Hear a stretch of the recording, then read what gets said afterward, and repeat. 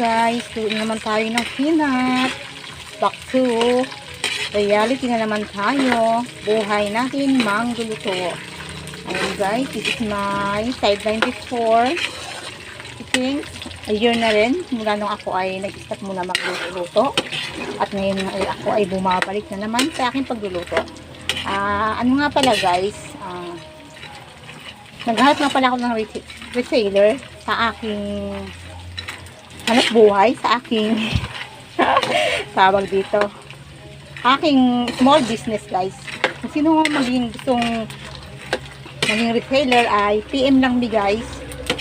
Ayan, alam naman nyo guys na lahat naman tayo ay may sariling pangailangan. Kailangan natin mag extra income or mag sidelines. Ayan guys, matanggap ako ngayon ng retailer guys kasi plano ko guys mag-focus na talaga dito sa aking business noong paman. Ayan. At kasi hinihintay ko din naman kasi yung may hinihintay kasi akong tawag guys. Ayan, call. Kaya habang naghihintay ako ng tawag ay ito muna ang aking asikasuhin, yung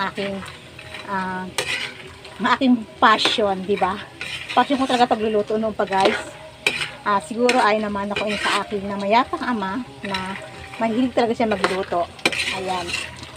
At ngayon ko nga discover mga nakaraang taon. Yan, siguro mga ilang taon ko na ito ginagawa guys. Before pa akong nagtrabaho sa munisipyo ay talagang luluto-luto na ako noon pa. Yes, yan ang totoo guys. Ayan. Talagang hindi ko lang passion to, kundi talagang love ko yung pagluluto ng mga ganitong klaseng pagkain ba. Mga pang snack, mga pang sabi gaga ay one bite ba. Ayan. Yun lang guys. Simula ngayon ako ay magpo-focus sa pagluluto muna. Ayan. Para tayo ay laging busog. Ayan guys, malapit yung maluto.